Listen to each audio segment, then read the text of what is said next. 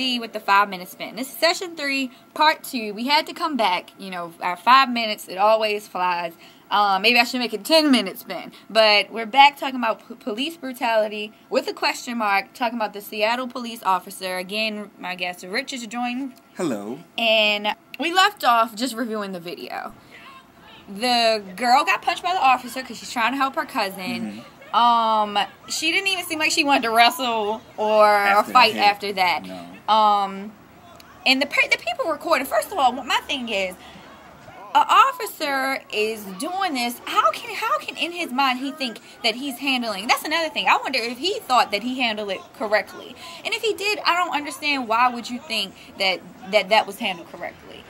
I mean, it just doesn't make sense. It's ridiculous. It's a woman. First of all, like, you shouldn't hit anybody like that. But it's a woman of all things. That's the first thing that came to my mind. Is like, you just hit a woman. Like, what's wrong with you? And then you have people surrounding you. You have all these people surrounding. In this day and age, people are gonna whip out their cell phones faster than you can say anything. Exactly. And you got people standing around you recording this. I mean, I guess in his mind, if he knows people are going to be recording this situation with their cell phone, or even notices them, there's so many people out there that's just recording.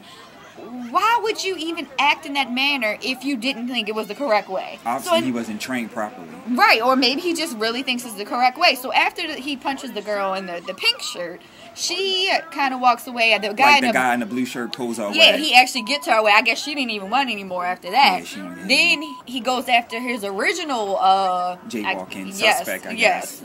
And eventually he gets her hands behind her back. He can't seem to even do that. Exactly. But it's ridiculous. It's like he's wrestling with her. She's stronger than him. Exactly. And I mean, she's just cussing at him the whole time. First of all, the way she should have handled this situation is to not wrestle with the officer. Exactly. I really do think that she's wrong for wrestling with him. I'll admit that, like, she shouldn't have done that. And I'm not condoning, like, him hitting her, though. I think is even worse. Like, I think they're both in the wrong. And it's like, why wouldn't you think that would make it worse? You're fighting back a police officer. Now, police officers have bad reactions to a lot of things. Exactly. And now she got resisting arrest, and she can get, like, her trying to fight the officer. Right. It's like assault on an officer, resisting arrest. I know what you mean. But this is not the first instance with the Seattle police.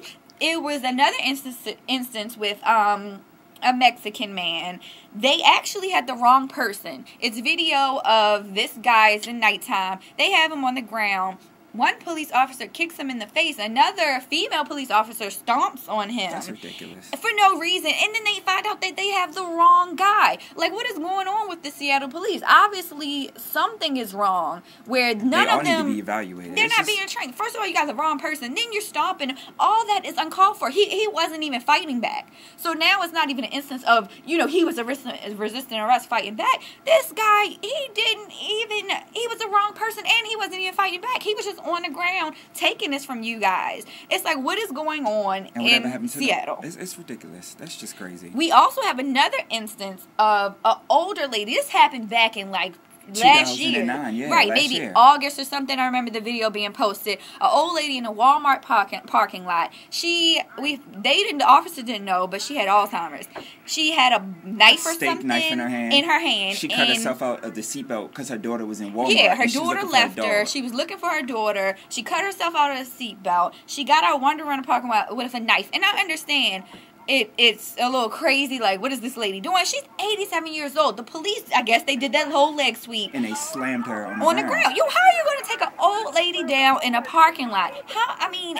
Maybe they did follow procedure, but she's 87. Was that really necessary? Yeah, I can understand it's scary because you don't know, like, what she's thinking, and she's coming at you, or she could be coming at you with a knife. But I also read that she said that I'm not going to cut you, and she just kept calling out for her daughter. I guess they wanted her to put the knife down. Yeah. Maybe that was the thing. They just needed her to put the knife down. But it's still an elderly woman. So we got to wrap it up. A 30-second wrap up. The 5 minutes goes quick. But thanks, Rich, for being my guest. Thank you for having me. We basically think that the police need to be trained a different way. Exactly. They're not handling situations correctly at all. If they're all over YouTube, if you have to question if it's right or wrong, then something is wrong. Basically. But thanks for joining us. Join us next week, every week, with the 5 Minute Spin.